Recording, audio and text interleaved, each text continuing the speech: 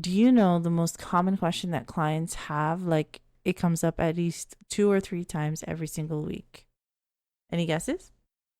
If I can't scuba, what it's all been for?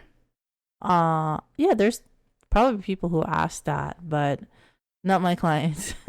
My clients all want to know, what should I do if there is no spark? Like, we've covered this topic before, but given the frequency of the questions, I think a second episode is warranted here.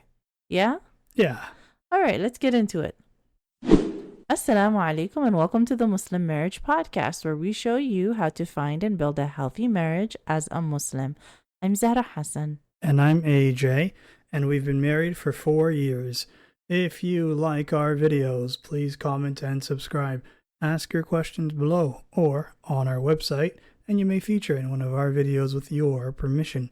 And please remember, everything we talk about can be found on our website, zahrahassancoaching.com. And as a thank you, get your free copy of my compatibility guide available in the links below. And just a heads up that this is the last month that my live webinar entitled Dating App Strategies That Actually Work will be running twice a month. After that, it's going to go down to once a month. Spots are super limited to keep groups small and interactive. So if you would like real guidance on how to use the dating apps, sign up in the link below. And finally, I have an announcement for single sisters that I'm so excited to share. But I'm going to save that for the end of the episode. Yeah? Oh, nice. Beautiful. Yeah. I don't think you know what the announcement is. I don't know what the announcement is at all. Well, not a single guess. As not a single sister, I didn't really share it with you. This is for me and the ladies, In Shaa Allah. All the single ladies. All the single ladies. So that brings us to this week's episode, which is entitled, He's Great on the Phone, but is Boring in Person. Yes. Yeah. That's just called confidence. Keyboard warrior. Whatever it's causing a fuss in the community, because I remember having this experience multiple times. Yeah, it's very common amongst men. Yeah, where the connection would be present on the phone, but in person it's just the line went dead. So the reason why that is, I can give you the man's perspective. Okay. The reason why that is because when you're not in front of the person that you're interested in or attracted to, mm-hmm. you are able to sort of relax and let your own nature show. Right? Yeah. Like your own true self can show. But when you're in front of them, you realize, oh my God, this is real. Yeah. Right? She's real. She's right there. Mm-hmm. And it's like the nerves, you get sort of nervous. The mm-hmm. nerves get to you. Yeah. And you're not able to make the same type of personality, jokes, conversation, because you're in your head too much now all of a sudden. Yeah. You know? It's like having chit chat mm-hmm. with your friends at a party. Yeah. Right? You get together, or going to a job interview that might determine the rest of your life. Yeah. Honestly, you describe what I thought it was like for you guys, because pretty accurately, because that's been what it's like for me, and I'm sure for some women as well, right? Yeah. If this had been a podcast for Muslim brothers, which it is by default, but if I had been a Muslim man and this was a podcast for Muslim brothers, I'm sure it would have been pretty much the same thing on the sister side. They would have described the same thing. Connection is great with her all over the phone, but I don't know what's going on in person. Similar mechanisms. Having said all that, let's get to the question, which is from the surprise Muslim marriage subreddit. Ooh, wow. Who knew, right? But this is a sister. She's asking, she said, Assalamu alaikum. I met someone on the apps and so much lines up between us. It's the closest I've ever felt to a perfect match. He's attractive, finds me attractive, and over the past month we've been texting, calling, and video chatting before finally meeting in person. We can text and talk on the phone for hours. He's caring, kind, chivalrous, protective, so many amazing qualities. The only issue is that when we met up, I found it awkward. He's quite serious. There were some awkward gaps, and he struggled with eye contact. I felt like I was carrying most of the conversation, trying to put him at ease and making all the jokes.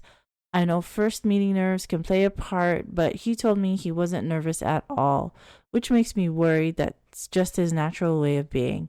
I noticed myself feeling put off by how he carried himself and interacted with others, almost like he lacked self awareness and confidence. I know what quote unquote sparks feel like, and I felt them before with other potentials, but I didn't feel them much this time. What makes this harder is that he came away from the date saying it went amazingly and that I was incredible. I'm feeling a bit uncertain. I don't want to dismiss him because I can genuinely see him making a wonderful husband and us a great team. On paper, we match so well. He's physically attractive, he's already emotionally invested, and I could be judging too much from one short meeting. I honestly really, really want this to work. But I'm scared of finding him unattractive and how he carries himself. I'm hoping that seeing him in his element around his friends or family will give me a better sense. Has anyone experienced not feeling sparks right away or feeling awkward in the beginning, but having them grow over time? What are your thoughts?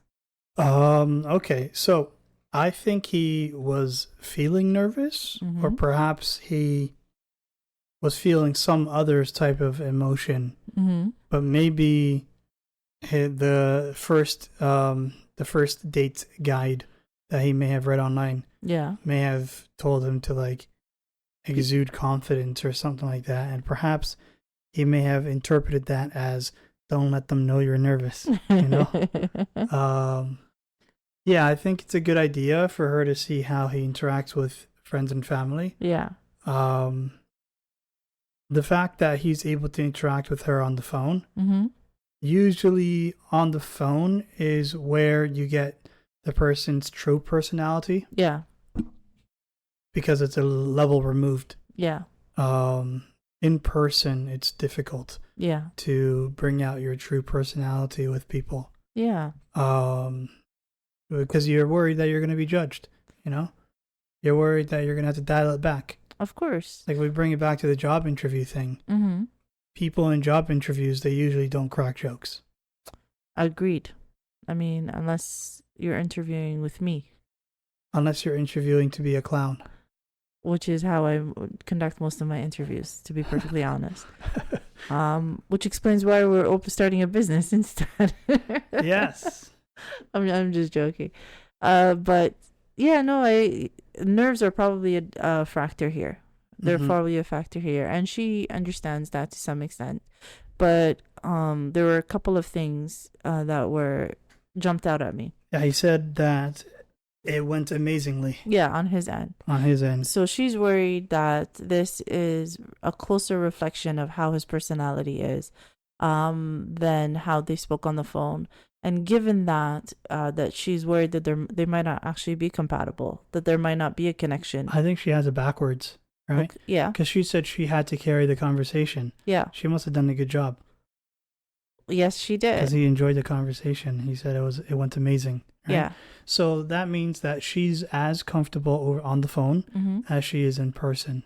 Yeah. But he's not as comfortable on the phone as he is in person. But this is the issue here, because now it's affecting the way that she sees him, and rightfully so. She's trying to, like, that's the reason why we encourage meeting in person at some point, Yeah. because you want to see whether or not the connection that you've established over the phone translate in person. What the simple truth is that it doesn't always translate in person. Yeah. It's not 100%. I think he's batting up. He Right. is. No, I think he sees her as a bigger catch than she sees him. Yeah, but I think that this is probably an earlier stage of their vetting process, of the talking stage process. Yeah. So they're not really trying to gauge whether or not this person is better than them, or high value, you don't low have value. to gauge that. That's just instinct. It's instant. That's inherent. Okay. That's like looking at a white round thing and being like, "Yep, that's an egg." Okay. You know? You All can right. just sort of see it. I understand, but I think that's not her intention here, right? I think that what she's concerned about is whether or not the connection that they've established over the phone, whether or not this is one of those situations where it just is not going to be present in person, which is a valid concern because it's true. It's not always present in person. If I were to put two percentages to it, I would say 9 out of 10 times it's due to nerves. And maybe 1 out of 10 times it might not just be nerves. This might be an accurate representation of how this person feels or conducts themselves in face-to-face situations. So her concerns are valid, right? So when she asked him whether or not you were nervous, it's exactly what you said. Again, this is going to be one of those moments where I generalize. Just bear with me. I apologize. I don't like to generalize, but it's helpful for understanding how the opposite gender thinks, right? Yeah. Men really, really, really, really, really, really don't like to be seen as weak, and don't like to be, and any admitting to vulnerability is admitting to weakness. So if you were to ask a man, if he was nervous, right? What was his experience like? It's going to be very difficult for him to be vulnerable with you in that moment, especially if you're somebody he's trying to impress, right? So the answer that he's going to give is going to may or may not be true, but either way, he's going to say, I wasn't nervous. Yeah. So it's not accurate. The second thing that she mentioned is that she has felt the spark before, but she's not feeling it now, right? So then that question comes up of, well, what should I expect? How should I expect this to go? Okay, so we said that the numbers are 9 out of 10 times it's just nerves, and 1 out of 10 times it's not. Let's say that this is one of those 9 out of 10 times he was just nervous. Yeah. And that the connection that they established over the phone is a more accurate representation of what it would feel like for her to be around him. Yeah.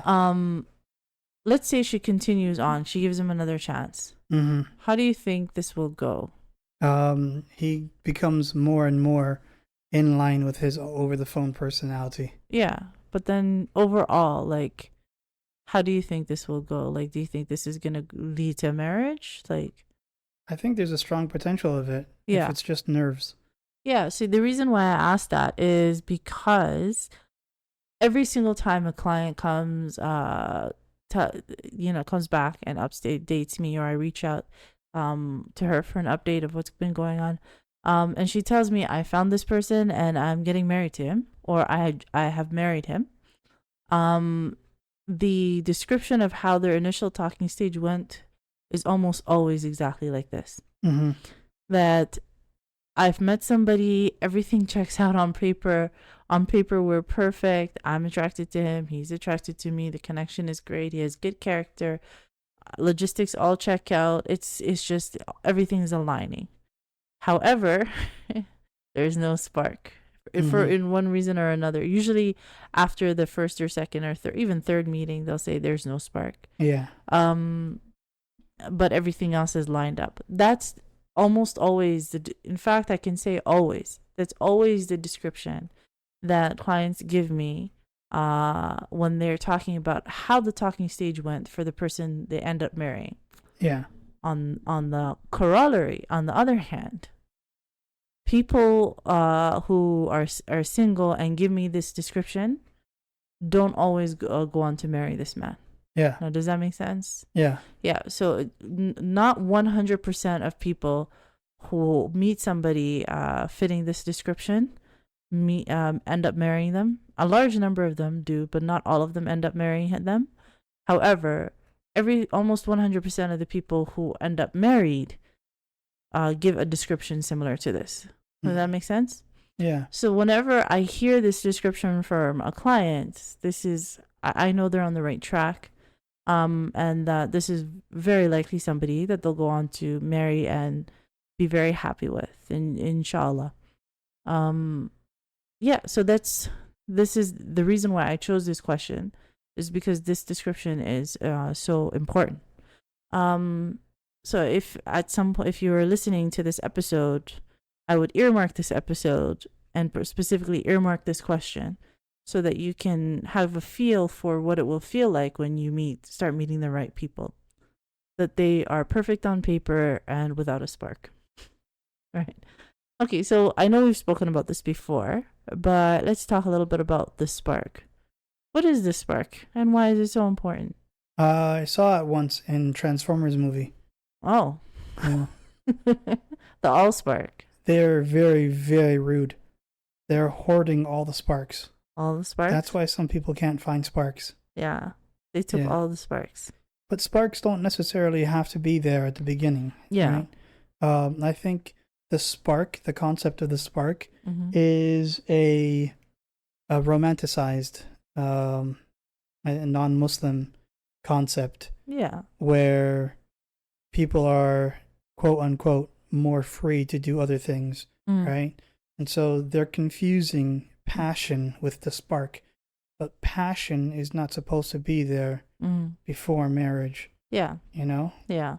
That's why people, non-Muslims, when they do get married and they settle down into their life, they say, where has the spark gone? Because they don't realize what it is that they had. They didn't have the spark. They just had passion. That's very accurate. And in fact, that's the description that a majority of the coaches and even therapists who specialize in relationships, that's how they describe it. Yeah. Right? In the literature, both the pop literature and some of the official literature, academic literature, that's how it's described, that it's something passion, right? Yeah. Again, it's in my opinion, and we've spoken about this before, this is a feeling, right? And feelings are not bad things, right? And having this feeling present is an indicator that there is something going on here, that there is some kind of connection here, that makes you excited to be talking to this person, which is wonderful. And honestly, you do want to feel somewhat excited talking to this individual when you're in that talking stage, because that's when the connection is newest, it's the most exciting. Yeah. Right? So just sort of like when you buy a new item, like buy a new outfit, right? Like I know when I go to the store, because I'm one of those weirdos who still shops at a physical store. When you go to the store and you try on clothes and you find the right thing that you're looking for and you bring it home, it's most exciting when it's new. But as time goes on and it becomes familiar, then it enters like a different space in your heart. So sparks are not a bad thing; they're a good thing. We spoke at length in that other episode, and I think I'm gonna link that episode in the description below, about what are some of the underlying causes of this idea of a spark.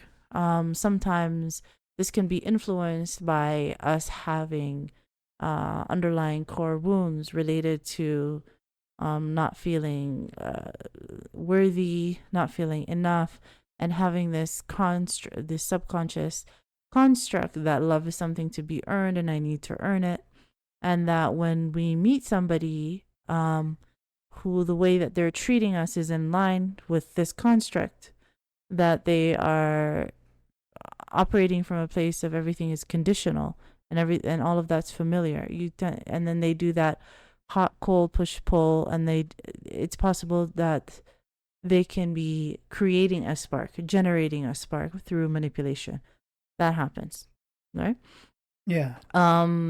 Therefore, what's important to pay attention to is the intensity of this connection, of this spark. In a healthy talking stage, this is going to be a much lower intensity of a connection, lower intensity of a spark that begins on a simmer, and that over time and shared history, and as you get more information from this person, this will be something that grows slowly and steadily over time. I always give the analogy of a plant, right? that healthy connections are more akin to a plant that you water over time. Yeah, it's like a gardening. Yeah. Where I'm a gardener. you're a gardener. I'm only interested in one plant. Oh, Jazaa K'Allah Khayr. Mm-hmm. Is that plant me? Indeed. You know, Indeed. you know, it's interesting because my name means flower. I'm going to see the fruits of my labor. Okay. So the next one, so the alternative to that to the plant is something more combustible, right? So the sparks that are begin as very high intensity on high flame, max level of your stove, those tend to be unhealthy, right? Those tend to be, when you encounter that, it should be cluing you in that something's going on here. So the people, the manipulators who are generating an artificial connection through their manipulative techniques, that spark is going to be much higher intensity. Yeah. And that tends to be the ones that I know I did for a long time, use as a point of reference for when we're meeting people and are looking to gauge the connection, right? Yeah. Because unfortunately, manipulators are very common. And when we are very early in that stage of meeting people, we're very naive and we don't understand. I know I didn't understand that there were people like this. So you tend to almost everybody has come across a manipulator at some level, and whether they are aware or not. Yeah. But once you come across that intense connection, many of us make the mistake of using that as the yardstick of measuring healthy connections against. Almost everybody's manipulator. I mean, even newborn babies. They're manipulators? Yeah. How? Like a healthy human almost certainly is a manipulator at some point in their life. All right. This is quite alarming, but how? Well, they have fingers and thumbs. Oh, right? So because of the word mani is hand. They need to manipulate in order to, like, for example, if I want to eat food, I have to manipulate the food into my mouth. Interesting. All right. I am both annoyed and relieved at the same time. Yeah, people have fingers for a reason. Yeah. Okay, so I'm talking about manipulating other people's emotions. Emotional manipulation. Emotional manipulation, yeah. Oh, yeah. Yes. No, I understand that now. Okay. I think comedians are the specialists of emotional manipulation. Yeah. Yeah. They're very good. They're artists. They'll lull you into a false sense of security and then suddenly, surprise. Punchline. Here you are laughing now. Haha. Okay, comedian. So hopefully that makes some sense. The mistake of using the connection or the spark or the intensity of the connection that you might have experienced with the manipulator is not going to be an accurate gauge once you come across somebody who's trying to start a healthy talking stage with you. Yeah. And it will feel like this healthy talking stage is boring by comparison. Right? So that's a general pattern of how things work in these situations. Does all of that make sense? Yeah. So my advice to the sister would be, and to all the sisters, because this is extremely common situation, is I always tell them, wait 3 meetings. Give them 3 meetings in order to at least to start to control for the nervousness, because it's exactly as you said, when you first meet somebody, they could be deeply nervous. Like when you and I were in our talking stage, our first meeting went really, really, really well, in my opinion, which is why we're here today, alhamdulillah. Alhamdulillah. But in my I don't know if I've ever said this on the podcast or if I've even told you, but the second meeting went not great from my end. It was I felt like it was a lot more dry in comparison. Does that make sense? Yeah. Yeah, like the upbeatness, the outgoingness. It might have been honestly more from my end because I was pretty tired that day than it was from your end. But that was more laid back. Yeah. That was my experience. And then in the third meeting, like tabarakallah, you went all out. You just had all the gifts and you did all the things, and I really appreciated that. But that's why I recommend that people give 3 meetings, Yeah. right? Because in order to help for this nerves, people tend to get more comfortable with you over time, and to do exactly what you've been doing is just to try to be observative, because the point of a talking stage is to gather information. That's the point of a talking stage, right? Yeah. Is to gather enough information to make the most important decision of your life. So in that spirit, yeah, be observative, and be paying attention. And if you suspect that this person might be nervous, definitely try to create a bit of a safe atmosphere by smoothing out any tension the best way that you can. But always also to try to give the other individual space to fill the gap, right? Because I know for myself, as a bona fide people pleaser, if I notice that the energy starts to go down, right? Yeah. I try to fix that. I try to fix that by being the one who fills in the quiet spaces, right? The void. Yeah, I go into performance mode to try to make this person feel better, Yeah. right? But which is not a bad thing. Definitely not a bad thing. No. Yeah, no, it's not. But I'm just in this context, what it might do is that it might artificially create a sense that there is a connection when there isn't. Right? Oh. Yeah, so that's why you want to, there's like a balance to it. You still want to leave enough space, right? You want to make it a safe space, but you still want to leave enough space in the conversation so that he can come in, so that he can start to close those gaps. And if he's really not closing those gaps after at least 3 meetings, then you might start to make decisions about what if this is that 1 out of 10. Mm-hmm. Where the digital connection doesn't translate into real life connection. It does happen. Hopefully all of that was clear. Did that make sense? I mean, in this day and age, yeah, people might just be using ChatGPT. How? Oh, you mean with the talking? Yeah, not even just like chat, like text chat. Yeah. But also like on the phone. Yeah. They might have ChatGPT on the side, be like, "Hey, I put you on speakerphone because I'm busy with my hands. Is that okay?" Yeah. Yeah, that's okay with me. All right. And now they have a second phone, and that phone is listening, right? They pre-prompted it to say, "Hey, ChatGPT, I'm talking to this woman I find attractive. Please help me. She's gonna speak to you. Yeah. And you feed me responses. Yeah. And then they just read out whatever ChatGPT says." All right. If you were having a conversation with ChatGPT, would you be able to tell? Would I be able to tell that I'm having a conversation with ChatGPT? Yeah. Oh, they're not going to read out verbatim. No, like, and on this day, I ran to the store. No, that's not what I mean. That's not what I mean. I think that... No, you'd absolutely be able to tell. Yeah, exactly. You'd be like, oh my God, the quality of speech has improved dramatically. Okay, assuming that the quality of speech is something that they fix in the future. I think that people can tell the difference between if you're paying attention and you're really looking for it, you might be able to tell the difference between real human interaction versus simulated interaction. But if you are dealing with ChatGPT, this is the same as dealing with a manipulator, right? Yeah, no, absolutely. Yeah. This is the same. So again, everything when it comes to, okay, so let me just say this, because I say this all the time in the live webinar, where we talk about dating app strategies.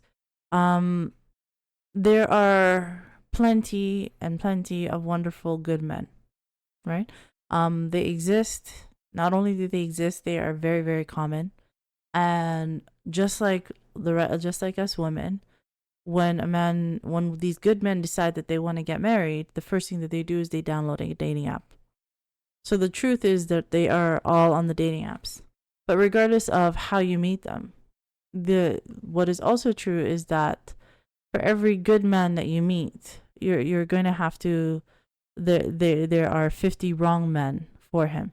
So you're going to have to go through 50 wrong men for every good man. Does that make sense? Yeah. That's just the ratio that I have noticed that ratio is getting worse, but that's the ratio that I have noticed over the years. Yeah. And the key to being able to get to the right people like this gentleman and this question that I said, that I suspect, to get to the right people is and being able to distinguish who is who. Are you talking to a good man, or are you talking to a wrong man, or are you talking to Chat GPT? So being able to distinguish is key. And if you know what you're looking for, and if you understand how the good man approaches you and how that's different from how the wrong man approach you, this is not going to be an issue. No. It's not going to be an issue, because it's just going to be a matter of seeing the bio, seeing the what's written in the bio, and immediately knowing, oh, this is one of those wrong men in this category. No, thank you. Instead of making the mistake of swiping right on that individual, and there goes 3 months of your life, right? Down the drain. Yeah, exactly. So it all comes down to being able to recognize who is who. That's the only strategy that I found that's worked. Having said that, that leads us right into the announcement for the single sisters, In Shaa Allah. Oh, wow. Okay, yeah, honestly unplanned. But so over the last 2 years that I've been coaching Muslim women, as you know, I pay attention to patterns. And overwhelmingly, the number one issue that keeps coming up over and over again is the exhaustingness of the dating apps, and how much time and energy that they're sucking away from sisters. I have the dating app webinar, but it's 1 hour. It helps. The feedback so far is that it's been helping, but it's not all the information, right? Because you can only give so much information in 1 hour. Yeah. Therefore, part of the reason that we haven't been creating podcast episodes is that I've been working really hard over the last couple months or so of creating a program specifically for teaching how to be able to distinguish who is who on the dating apps, right? And it does that in only 3 sessions of private coaching with me, and it's called the Dating App Starter Kit. So if it sounds like that this is what you're looking for, and you are ready to skip all of the wrong talking stages and go right to the right talking stage, and you feel like that would be helpful, I will leave a link in the description below for where you can find that on our website, In Shaa Allah. But I think that brings us to the end of the episode. Oh, yeah. Yeah. So if you have made it this far, Jazaa K'Allah Khayr, we appreciate you more than you know. And we appreciate you choosing to spend your time with us. Your time is precious, and we understand. If you haven't already gotten your free copy of the compatibility guide, that's available for you in the description below. If you are looking for the free live webinar for dating app strategies that actually work, again, in the description below. If you haven't subscribed to our channel on YouTube, please subscribe. It really helps us out. And if you are one of the 298 lovely people who have subscribed, again, we appreciate each and every single one of you. So we want to say Jazaa K'Allah Khayr. Thank you so much for spending this time with us. Have a wonderful week, and Assalamu alaikum. Wa alaikum assalam.